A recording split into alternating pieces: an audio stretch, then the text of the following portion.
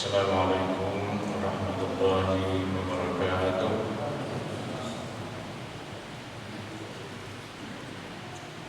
Bismillahirrahmanirrahim. Alhamdulillahirabbil alamin. Wassalatu wassalamu ala asyrofil anbiya'i wal mursalin. Nabiyika wa rasulika wa habibika Muhammadin wa ala alihi wa sahbihi ajma'in. Subhanaka la ilma lana illa ma 'allamtana innaka antal alimul hakim. Wa la haula wa la quwwata illa billahil aliyyil azim. Amma ba'du. Ini saya Bapak-bapak, saudara jemaah salat maghrib Masjidil Furqan. Pertama-tama kita memanjatkan rasa syukur, rasa terima kasih kita kepada Allah Subhanahu wa taala yang telah memberikan kelapangan, kesehatan, kemudahan kepada kita sehingga dapatlah kita bersama-sama mengisi maghrib ini dengan berjamaah di masjid yang luas dan megah ini.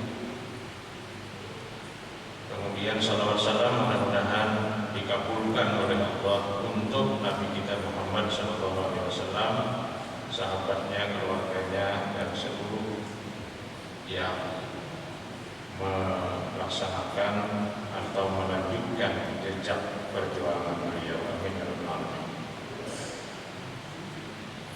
Pada malam hari ini kita awali dengan ayat 27 surah 32 surah Al-A'raf, surah As-Sajdah. Pada bulan yang lalu kita membaca ayat 26. Ayat 26 itu saya sebut dengan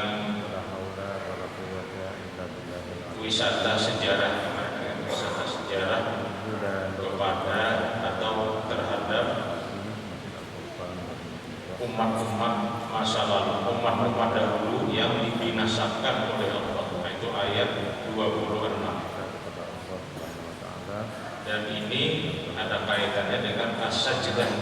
As-sajdah itu namanya sujud. Jadi kita itu sujud kepada Allah, tunduk kepada Allah. Salah satu yang mendorongnya itu adalah kesadaran kita tentang sejarah umat masa lalu yang dibinasakan oleh Allah. Itu ayat 26. Nah, ayat 27 ini masih terkait dengan ketundukan kita kepada Allah atau as-sajdah, terkait dengan dunia pertanian dan peternakan. Jadi Al-Quran itu berbicara macam-macam. Kadang-kadang bicara tentang sejarah, kemudian bicara tentang pertanian dan peternakan, yang juga sebagai anugerah Allah kepada manusia. Lalu dengan itu kita sujud kepada Allah. Nanti misalnya kita makan malam di rumah, iwaknya ayam, wajarkan ayam itu iwaknya. Apa iwaknya? Ayam. Umat masa lalu, umat dahulu yang dibinasakan. Ayam itu kan hasil peternakan. 26. Kemudian yang kita makan nasi hasil pertanian. As-sajdah itu namanya sujud. Itu kelihatan sederhana dan rutinitas kita setiap hari, makan nasi, lauknya Lauknya itu adalah tapi bagi Al-Quran, bagi Allah, umat masa itu lalu hendaklah dibinasakan oleh Allah. dihayati sebagai sesuatu yang luar biasa. Nah, ayat 27 ini Jadi masih salah satu dari ketundukan kita kepada misi agama itu adalah terkait dengan membangunkan pikiran kita dan perasaan kita tentang sesuatu yang mungkin dunia sederhana, pertanian dan tapi peternakan. sebenarnya luar Jadi biasa. Al-Quran itu berbicara macam-macam. Nah, misalnya ayat ini coba kita Bicara baca tentang ayat. sejarah, kemudian Awalam yarau, pertanian dan peternakan. dan apakah mereka tidak melihat dan memperhatikan anna bahwa kami nasuqul ma'a ila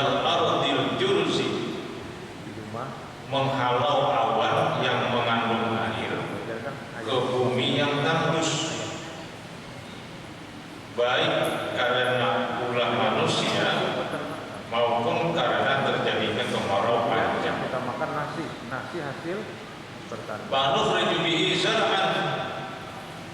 Lalu kami keluarkan dari kedalaman tanah, yakni kami tumbuhkan dengannya, yakni dengan air hujan itu, zar'an, tanaman,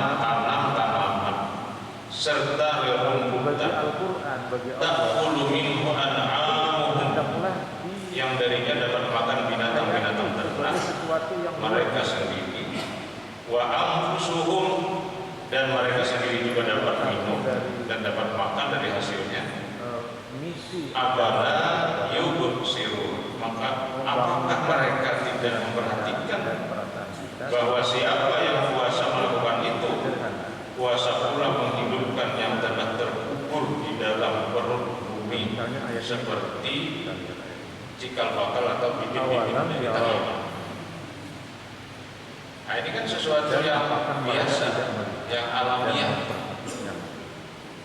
Tetapi oleh Al-Quran ditanya, apalah yubsirun, apakah mereka tidak memperhatikan? awan yang mengandung Yubsirun dari kata abasara dari kata basar baik karena itu melihat ya, dengan mata dan juga melihat dengan pikiran, melihat dengan perasaan. Pikiran, perasaan dapat melihat yang abstrak, dari kedalaman tanah, mata melihat yang konkret. dengannya, yakni dengan air hujan itu. Jadi antara yang abstrak, yang metafisik, yang serta non indrawi tak puluh itu bisa dilihat oleh yang dari hati dan binatang-binatang pikiran. ternak. Mata ini terbatas melihat kepada hal-hal yang dan mereka mengirimkan cahaya ke mata kita untuk terlihat. Dari hasilnya. Tapi kalau pikiran bisa melihat sesuatu yang tidak terlihat mata. Kita bisa melihat rumah kita, kita bisa melihat keluarga kita, kita bisa melihat pohon jambu yang ada di samping rumah kita dengan mata hati kita, dengan mata pikiran kita. Jadi yang bersirun itu mensinergikan antara pikiran, perasaan, tapi dan oleh Al-Quran ditanya, apalah yubsirun. Bagaimana kita melihat sebiji nasi di atas piring? Memperhatikan. Jadi bujur orang kampung bahari. Awas di sini. Kalau nasi itu sebiji saja, gugur keluar dari piringmu, ambil. Juga melihat dengan pikiran, melihat dengan perasaan. Dan makan harus lingis. Pikiran, perasaan. Nabi itu sampai menjilat tangan. Mata melihat. Sekarang ada juga yang mau meniru Nabi menjilat tangan, tapi terlihat jadi antara yang abstrak, saya kira itu bertentangan dengan yang non indrawi, etika ya, itu bisa dalam oleh kebiasaan makan. Paling tidak mungkin bagi kita orang Banjar ya, menjilat di tangan ya. Walaupun itu oleh kalangan tertentu sunnah ya, tapi saya kira sunnah itu harus dilihat konteksnya. Tapi kalau pikiran bisa melihat. Apa setiap kali Nabi makan itu menjilat di tangan itu? Jangan-jangan tidak. Kita bisa melihat rumah kita. Kalau dicek di Kita dalam bisa melihat sejarahnya, keluarga kita. Jangan-jangan Nabi ingin Kita bisa melihat pohon yang melakukan kritik maksudnya terhadap orang-orang Arab yang makannya sembarangan. Jadi ya bersih. Jangan-jangan ya. Nah, saya juga belum meneliti, tapi rasa-rasanya tidak selalu kalau makan tangan dijilat. Tapi tadi makanya dalam konteks kesyukuran kita terhadap pertanian, maka apa yang dikatakan orang kampung, sebiji nasi yang gugur dari piringmu itu tidak mudah mendapatkannya, perlu waktu bertahun-tahun, berbulan-bulan. Nah di sini itu tahunan yang apa-apa kita rusak ada nasi, makanya jangan sia-siakan nasi itu. Makan tuh habis-habis. Juga yang mau meniru Nabi menjilat tangan. Kemudian kalau udah gugur ambil. Saya kira itu bertentangan dengan. Jadi orang kampung ini harap. Makanya kita orang kampung berarti harap bertanian. Paling tidak orang kampung tuh pada filosofi hidup itu bisa di tangan ya. Walaupun itu oleh kalangan tertentu sunnah katanya. Tapi saya kira sunnah. Jadi ayat 27 ini konteks Allah ingin agar kita membangun kesadaran pertanian, kesadaran setiap kali peternakan, Nabi makan itu menjilati tangan. bahwa pertanian dan peternakan itu adalah rahmat dan karunia dari Allah. Sehingga kita sujud kepada Allah yang dengan Melakukan kuasa Allah lah orang-orang pertanian itu, yang makannya peternakan itu. Jangan-jangan Kalau kita baca sejarah umat manusia, dulu memang manusia itu hanya mencari saja, tidak berburu, meramu. Kalau mau binatang berburu, kalau mau makanan tapi dan tadi makanya dalam konteks apa namanya kesyukuran buah-buahan mereka mencari ke hutan meramu. maka apa yang dikatakan oleh orang Tapi kemudian dia sadar bahwa ternyata yang dimakan itu mulai sudah habis. mendapatkannya Dan ternyata bisa tumbuh. perlu Lalu bertahun-tahun kemudian berbulan mungkin gurunya dulu musang. itu tahu lah nyawa Musang itu dia makan itu buah-buahan, tapi kemudian bijinya itu dikeluarkan lagi dari perutnya. kemudian kalau udah nang gugur ambil Termasuk kopi ya, kopi yang dimakan oleh nah itu orang kampung itu orang apa kampung namanya musang. makanya kita ini orang kampung Lalu muncul pertanyaan, bolehkah makan kopi yang bekas ditabung musang? Macam-macam kan ada dua fatwa itu, ada yang mengatakan haram, ada yang mengatakan Ayat boleh. 27 ini Allah ingin agar Boleh karena ada juga tujuh bahkan sadar tapi yang lebih dia bolehkan ya, dia bisa mengopi. bahwa Tapi saya kira- pertanian dan peternakan itu adalah rahmat. Nah itu nanti kembali kepada definisi najis. Sehingga kita sujud kepada Allah Najis itu apa sebenarnya? dengan kuasa Allah. Najis itu kan artinya kotor. Itu peternakan itu. Najis itu artinya Kalau kotor. kita baca sejarah umat manusia, dulu memang manusia itu Sekarang apakah ada kotoran binatang yang tidak kotor? berburu, meramu, kalau mau makanan dan Si gajah itu ya, buah-buahan menakut, mereka durian, hujan, meramu. dan duriannya pada Kemudian dia sadar kita gajah itu bisa dalam bentuk durian, hujan. dan ternyata Ada temannya kita gajah. Ada bang gajah tapi mungkin gurunya dulu rampanya aja pisang. di Banjar Baru Pisang itu di museum. dia makan itu buah-buahan Di museum Banjar Baru dulu ada. Kamu ya masih ada ya? keluarkan lagi dari Makan gajah. Jadi najis itu adalah kotor. kopi yang dimakan oleh Maka sesuatu yang kotor itu disebut dalam bahasa Arab an-najis. muncul Najis. pertanyaan, bolehkah makan kopi yang Cuma dalam tradisi dulu ya yang kotor itu seperti fatwa itu yang mengatakan haram sesuatu yang keluar dari dubur atau kubul, makan kopi dan terjadi kopi dia bolehkah kemudian ada darah dan sebagainya. Lalu persoalannya kopi, menurut itu nanti kembali kepada definisi ahli-ahli najis. kesehatan, Najis itu kan artinya kotor. kopi tahinya musang Itu artinya kotor. itu bisa dibersihkan sehingga tidak kotor. Apakah ada kotoran Kalau tidak binatang yang kotor tidak kotor? berarti tidak najis. Ujar Maka di sini harus terlibat di gajah itu kan beberapa ahli untuk memutuskannya. Tidak cukup ahli tafsir atau ahli hadis saja atau ahli fikih. kita gajah itu tidak Mesti didukung oleh orang yang ahli dalam bidang ada penggajah tapi sanitasi, dalam bidang kebersihan kan namanya, dalam bidang kedokteran, dalam bidang kesehatan, dalam bidang farmasi. Coba teliti si kopi luwak itu. Apakah kalau sudah dibersihkan itu masih kotor? jadi najis itu artinya kotor. Kalau iya berarti dia najis. Maka sesuatu yang Kalau tidak berarti tidak najis. Nah, itu aja kesimpulan. disebut dalam bahasa Arab an-najis. Najis. Sama dengan kulit binatang Tradisi yang tidak bisa dimakan. Misalnya kulit ular, sesuatu yang keluar dari kulit biawak. kubul Boleh nggak kalau dibikin ikat pinggang di bawah sholat? soalannya kopi. Menurut Itu tadi sama jawabannya itu. ahli-ahli Najis adalah kotor, kotor adalah najis. kopi Berarti tahinya ilmu pengetahuan yang tadi menjelaskan tentang kotor dan tidaknya sesuatu itu harus terlibat kalau bukan. tidak kotor berarti tidak najis. Inilah namanya dalam fikih Maka di- ijtihad jama'i, Terlibat ijtihad kolektif, beberapa ahli. atau kalau dalam metode ilmiah itu namanya Tidak cukup ahli tafsir atau ahli hadis saja. Atau pendekatan mesti multidisipliner. oleh orang yang ahli dalam Multidisipliner. bidang Beberapa disiplin ilmu sanitasi, dalam bidang kebersihan, harus terlibat kedokteran, untuk dalam bidang memutuskan. kesehatan, dalam bidang Nah farmasi. ini tadi soal Coba teliti. jadi pertanian. Jadi dari Apakah berburu meramu lalu itu bertani. masih kotor? Ini revolusi manusia. Kalau iya berarti dia najis.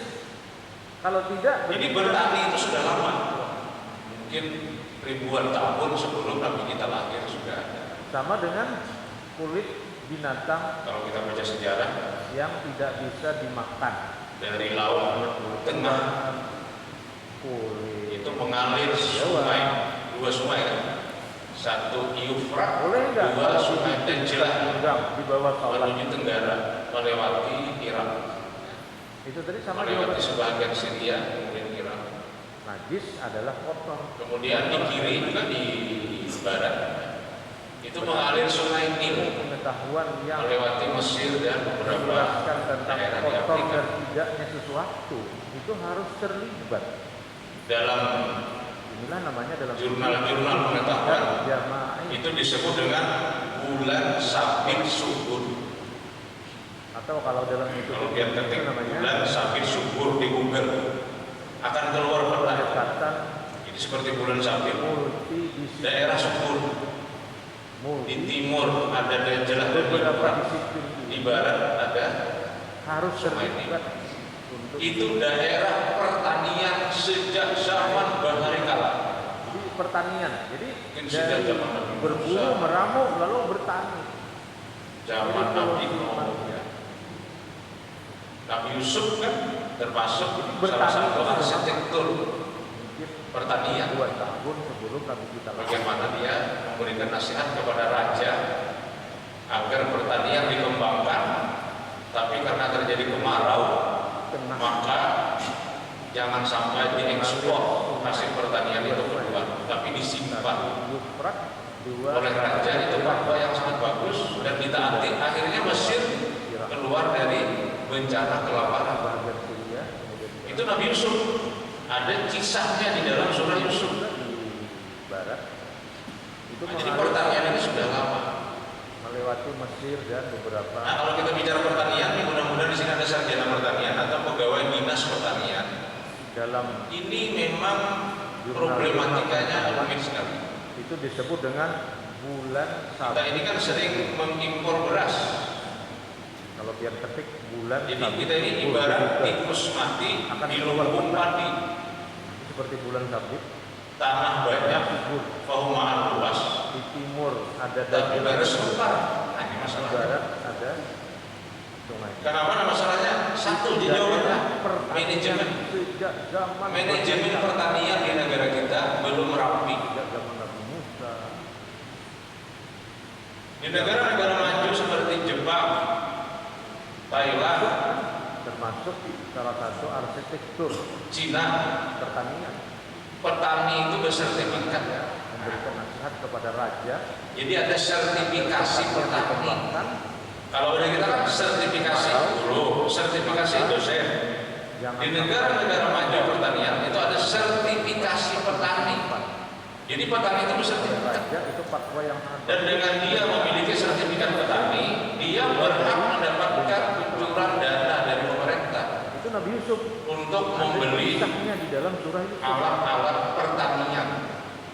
Nah, jadi pertanian ini sudah lama. Pada dari uang orang pakai cangkul, orang kan. Nah, kalau kita bicara Tajam. pertanian, mudah-mudahan di sini ada sarjana pertanian. Tutujah, atau tujah. Ini Angin menanam banyak. Nah, problematikanya rumit. ada. Menggemburkan tanah traktor. Jadi kita ini ibarat tikus. Menanam sudah ada mesinnya. Menanam apa aja ada mesinnya. Tanah banyak, perumahan luas. Menyemprot pakai drone. Pakai drone terbang. Kenapa nama Pesawat kelawar. satu di jawabannya? Atau memupuk pakai drone. Manajemen pertanian di Memanen kita pakai sih Kumbin? Tapi Kumbin wadah kita itu belum Kumbin. Kumbin itu kan kombinasi ya. Thailand. Artinya dia bisa mengerjakan berbagai pekerjaan tentang Petani itu panen. bersertifikat. Apa pekerjaan panen kalau hari? Jadi ada sertifikasi petani. Orang gaman. Kalau dari kita kan sertifikasi guru, Mandiri. sertifikasi dosen. Di negara-negara mandiri pertanian itu ada sertifikasi. Marapai, Panggumba. Jadi petani itu bersertifikat. Apa di bawahnya? Dan dengan Umpaan. dia memiliki sertifikat Kita petani, umpaan itu kan dia luas bidang. berhak mendapatkan Umpaan tunjangan juga ada. dari pemerintah Tamna. untuk membeli.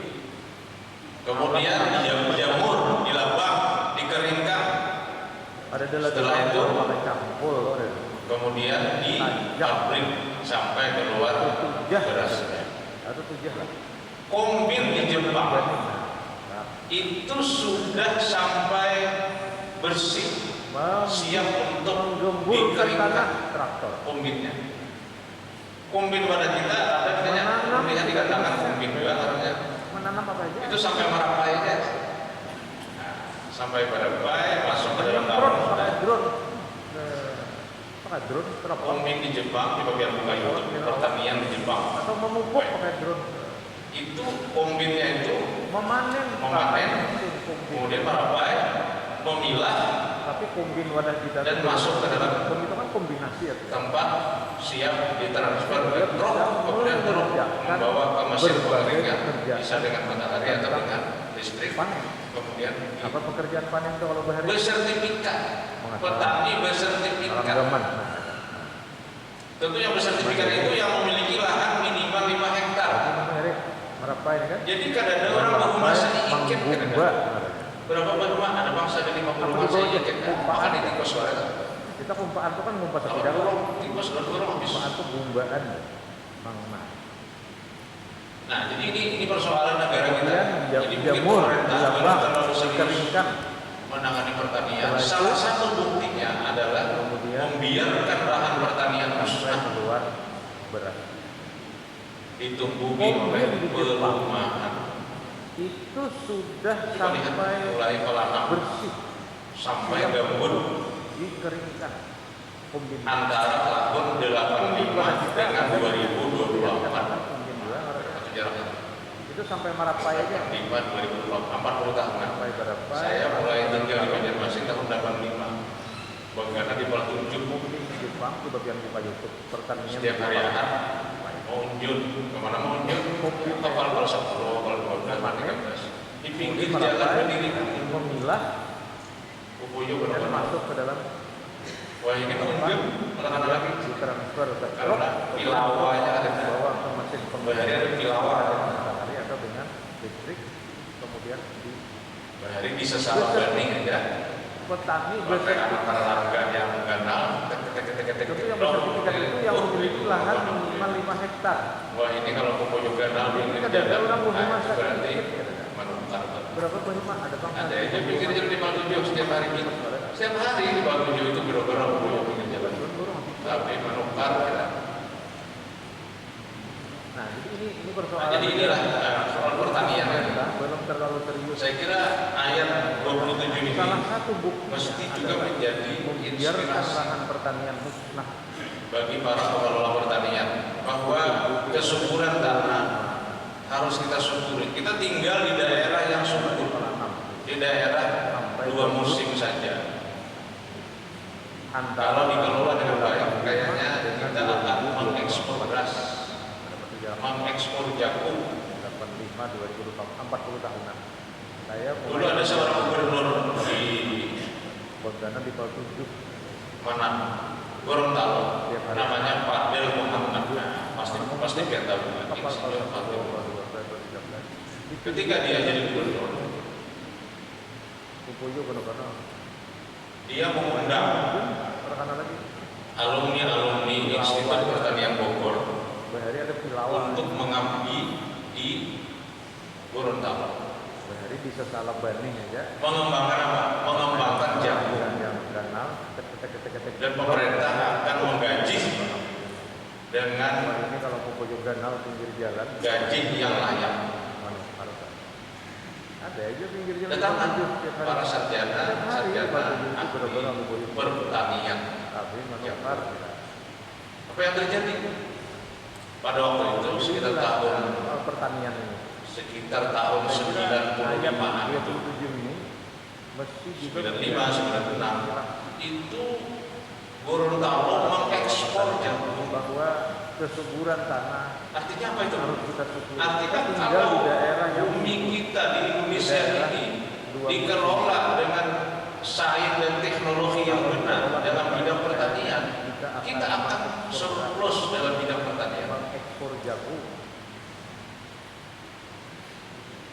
Dulu ada seorang gubernur Pada tahun lagi mungkin ini apakah dilanjutkan program Fadil Muhammad itu? Mana? Gorontalo, namanya Fadel. Saya ingat betul, karena tahun 95 itu saya ke Gorontalo, ada kegiatan Ketika dia jadi musyawarah tafsir Al-Quran.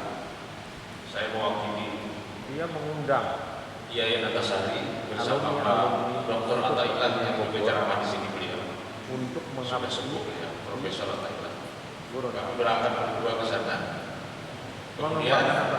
dalam Mengembangkan jamuan makan malam, Gubernur mengundang seluruh pemerintah peserta akan menggaji musyawarah tafsir Al-Quran itu. gaji yang Lalu lain. dia bercerita, Gubernur Fadil Muhammad bercerita di rumah dinasnya. Dia bercerita bagaimana dia mengembangkan pertanian jagung di Gorontalo. Caranya adalah memanfaatkan ilmu pengetahuan dan Pada waktu teknologi. itu sekitar tahun Jadi pertanian ini memang tidak bisa dibiarkan seperti sekarang ini masyarakat masih pakai parang harin. Karena Gorontalo mengekspor jagung. itu kata kau banyak volumenya. Artinya apa itu? Harus dibantu dengan Tadi memang ada namanya al-sintan kan? dikelola dengan Alat sains dan industri teknologi pertanian, yang benar dalam Alat bidang pertanian. alat mesin pertanian yang Terus al-sintan. dalam bidang pertanian. Tapi tidak tahu saya apakah pemerintah serius mengelola ini. Ada tahun lagi mau ini. Ya ini kita panggilan memang siapa tahu presiden hanya punya akun mengurus Saya ingat betul pertanian. Tapi yang terlanjur ini sebenarnya hilangnya lahan pertanian ini yang masalah. musyawarah. Jadi kalau dibuka lahan 1 juta hektar ternyata tidak berhasil. Dibuka lagi lahan yang baru di daerah Dr. Atailah Jangkir katanya juga tidak terlalu berhasil. Sementara yang sudah nyata lahan bagus ini hilang. dua ke sana. Ini kita akhirnya kehilangan. Kemudian dalam jamuan makan malam Kita mungkin berencana membuka yang baru, yang lama beberapa, tafsir Al-Quran. yang sudah ada di tangan dan bagus. Nah, lalu dia bercerita Saya beberapa kali memperhatikan merek. di rumah dinas. Dia bercerita bagaimana dia mengembangkan pertanian jagung di Gorontalo Pasar gabut itu hilang. dalam memanfaatkan Dulu namanya Kindai Lingkuan. Kindai Lingkuan itu artinya wadah banding itu pada muat pertanian ini karena kebanyakan banding. Mungkin dihilangkan itu karena bandingnya kan ada lagi. barang hari Akhirnya ada lagi. Dulu kan pasar Kindai Lingkuan. itu kata kawan Perlu banyak lihat di berbagai lewat di Gabut. Kita harus lihat lagi. dibantu dengan Kira-kira kan buat dilakukan. hal hutan ya. Karena dari pasar Gambut ke arah Malintang sampai ke pasar Arba itu kiri kanan juga rumah. Pemerintah serius mengelolanya. Dan ada lagi pertanian. Ada bang kayaknya nambah rumah. Cuma perumahannya tuh subur benar, tapi kan berbuah. Diurun kenapa? Ada ikan berbuahnya aja.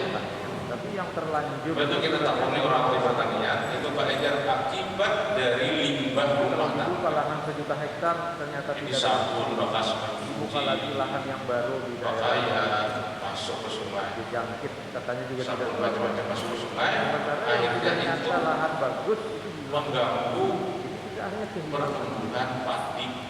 Padinya subur, berencana tapi kan ikan berubah. Jadi kan ikan itu ada manusia aja. Benih misalnya ikan juga. bagus.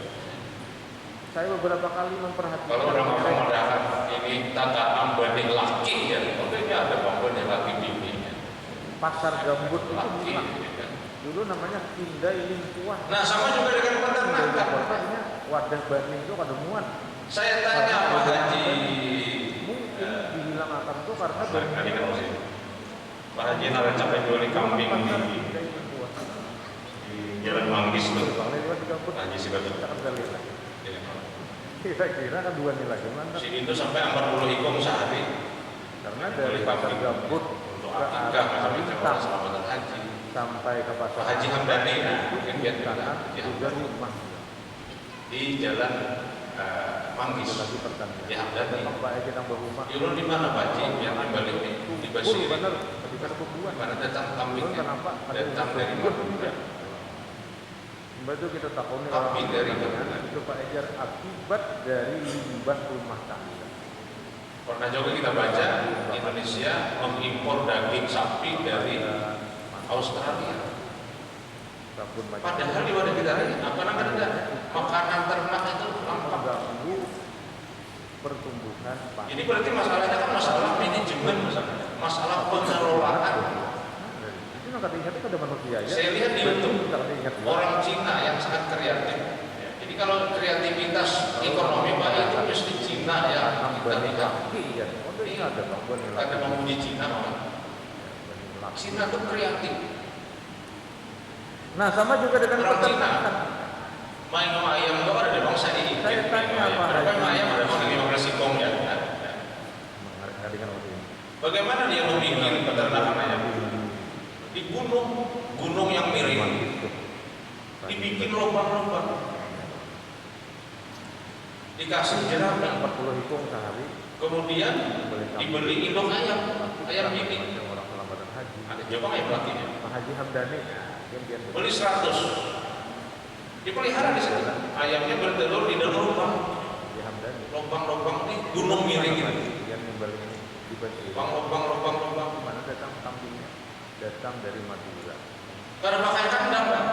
Maksudnya gak ada pakai atap. Katanya itu lubang kan? Banyu kan turun ke bawah. Pernah juga kita Kalau baca, 100 ikung induknya, rata-rata seikung Belintano 10. Berarti kan 1000. padahal di wadah kita ini apa namanya? Dalam jangka 3 bulan dapat anak ayam 1000. Dan itu anak ayam ini dilepas saja. Dan ternyata ayam berlepas itu lebih tahan terhadap penyakit. Saya lihat di YouTube. Di kampung ayamnya kan rumah di mana guringnya di atas pohon asam. Ekonomi Pak itu mesti Cina. Jadi kalau malamnya yang tapi bekerja di bawah pohon asam bisa digiring ayam. Tapi ayam di atas asam kemudian musim hujan nggak, musim panas nggak, ada garing. Main ayam itu kan ada bang. Karena ini alami. Sama dengan di Cina. 15 hikung ya. Ayamnya itu berlepas. Guringnya ada di atas pohon, ada di bawah batu, di mana-mana. Cuma kulilingan gunung di kandang. Dibikin lubang-lubang. Mau ayam yang beribu.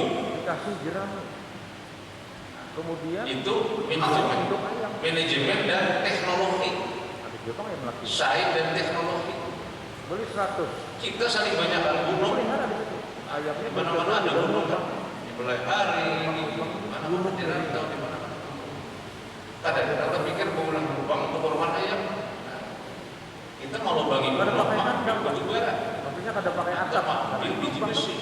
Banyu kan turun. Orang melubangi gunung agar kurungan Kalau ayam 100 ikut cantik. induknya, rata-rata seikut Induknya. Belintano 10.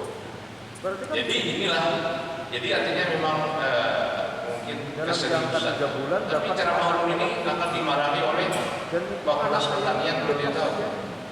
dan ternyata Tapi ayam fakta. belapas itu lebih tahan terhadap Bahwa kita mungkin belum mengamalkan ayam ini kan ada kurungan Pak. isyarat-isyarat Al-Quran tentang pentingnya pertanian dan peternakan. Karena di bawah pohon asam bisa digirai ayam. Tapi ayam yang di atas Kalau asam ayam itu berikutnya, musim hujan nggak, musim panas nggak, ada garing. Karena ini alam sama nang di Cina kan. sebelum ayam berikutnya itu kita bisa melihat juga ya, ada nang buah batu di mana-mana. pada ayat ini disebut terlebih dahulu binatang ternak baru manusia. Ta'kulu minhu an'amuhum wa anfusuhum. Ini karena manusia memakan tumbuhan dan binatang, sedang binatang hanya memakan tumbuhan. Nah, ini namanya keserasian Al-Quran. Jadi Al-Quran itu susunannya serasi. Sama dengan ayat 2 surah Al-Mulk. Alladzi khalaqal mauta wal hayata. Allah lah yang menciptakan kematian dan kehidupan. Ujian nomor paham, ini sudah terbalik ya. Karena sebelum mati itu hidup dulu. Jadi artinya memang Ada ini sebelum hidup mati.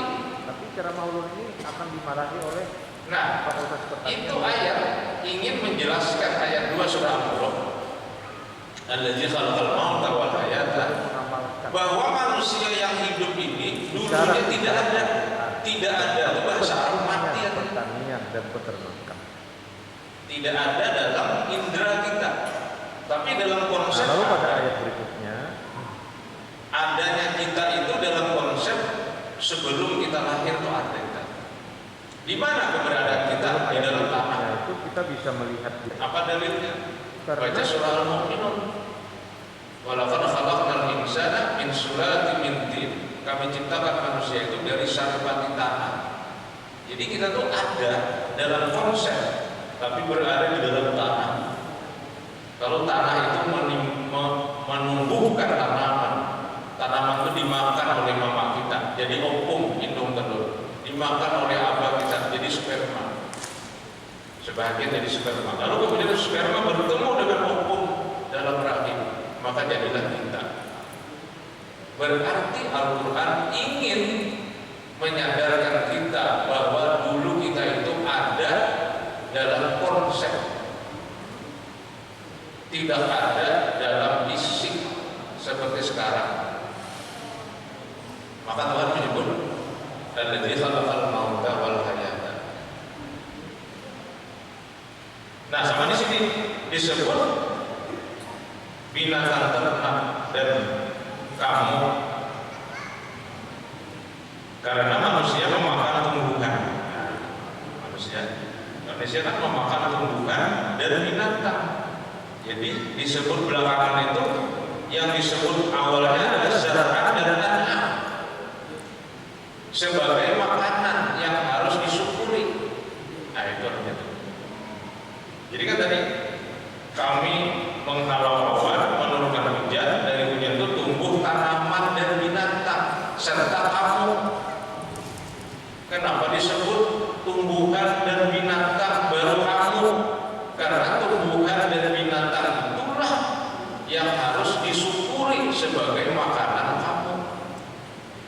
Nah, itu namanya tanasuk, namanya kesesuaian struktur kata di dalam Al-Quran.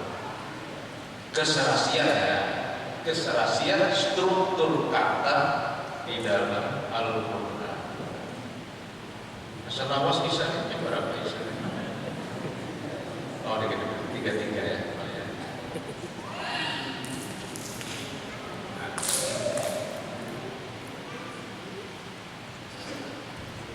Pada surah Al-Baqarah ayat 32 disebutkan terlebih dahulu adalah manusia. Allah berfirman, "Mata'alakum wa li'an'amikum." Ini karena pembicaraan dan penekanan ayat ini pada makanan manusia. Pada ayat 24 surah itu secara tegas menyatakan, "Fal yanzurul insanu ila ta'ami." Jadi setiap susunan kata dalam Al-Quran itu memiliki isyarat-isyarat yang seharusnya menyadarkan manusia tentang tema dalam surah As-Sajdah, yaitu sujud kepada Allah SWT. Jadi kita mesti berterima kasih kepada Allah ya, dengan adanya makanan, yang makanan itu tidak hadir secara langsung di hadapan kita, di meja makan kita, tapi dia melalui proses. Kalau di sini prosesnya mulai menghalau awan. Awalam yarau anna nasuqul ma'. Apakah mereka tidak memperhatikan kami menghalau awan yang mengandung air?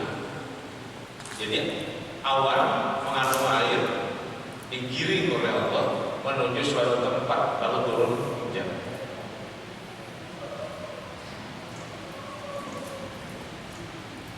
Wa yaquluna mata hadzal fathu in kuntum shadiqin qul yawmal fathi la yanfa'u alladziina kafaru imanuhum wa lahum yunzarun wa a'rid anhum wantazir innahum muntazirun.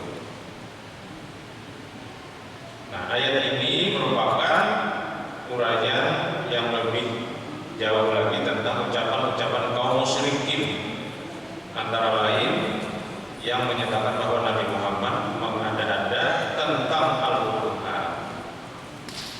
Nah, ayat di atas yaitu ayat 28 sampai 30 menguraikan ucapan mereka yang lain. Apalagi sebelum ini telah diuraikan tentang keniscayaan hari kiamat. Nah, di sini yang diprotesnya oleh orang musyrikin itu adalah tentang hari kiamat. Jadi mereka berkata, "Mata hadzal waqtu in kuntum shadiqin?" Bilakah kemenangan ini jika kamu orang-orang yang benar? Katakanlah pada hari kemenangan itu tidak akan berguna bagi orang-orang kafir iman mereka dan tidak pula mereka diberi tanggung. Maka berpalinglah dari mereka dan tunggulah, sesungguhnya mereka pun sama-sama menunggu.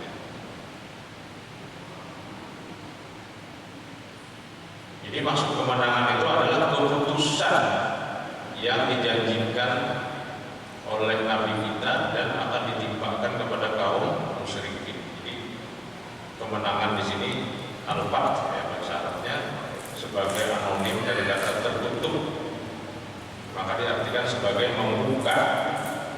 Nah, kata ini berkembang menjadi makna kemenangan karena dalam kemenangan tersirat sesuatu yang diperjuangkan menghadapi sesuatu yang dihalangi dan ditutup. Jadi menang itu yang membuka. Kata ini juga bermakna menetapkan hukum atau menyelesaikan perselisihan. Karena dengan ketetapan hukum terbuka jalan penyelesaian. Adapun untuk ayat ini dipahami dalam arti hari kiamat karena ketika itu putusan Allah ditetapkan. Jadi kenapa kiamat itu disebut dengan al-fathu? Karena melalui kiamat segalanya akan terbuka. Nah, jadi mata hadzal waqtu, hai Muhammad, kapan terjadinya kiamat itu? Jelaskan kepada kami. Nah, itu kan kami tidak bisa menjelaskan karena itu urusan Allah kan kiamat itu. Nah, secara bahasa kenapa kiamat disebut dengan al-fathu? Padahal al-fathu itu artinya membuka. Karena setelah kiamat seluruhnya akan terbuka. Orang yang berpura-pura beriman akan nampak setelah kiamat itu bahwa dia tidak beriman. Orang yang mungkin jujur, baik, dikucilkan, nanti terbuka di hadapan Allah, itulah orang yang benar. Makanya disebut dengan al-fathu. Inilah yang dapat perlu dijelaskan. Ini adalah ayat-ayat terakhir daripada surah As-Sajdah, dan insya Allah nanti pada pengajian berikutnya kita masuk ke surah Al-Ahzab, surah ke-53. Karena Allah yang majma'in subhanahu wa ta'ala, sebagai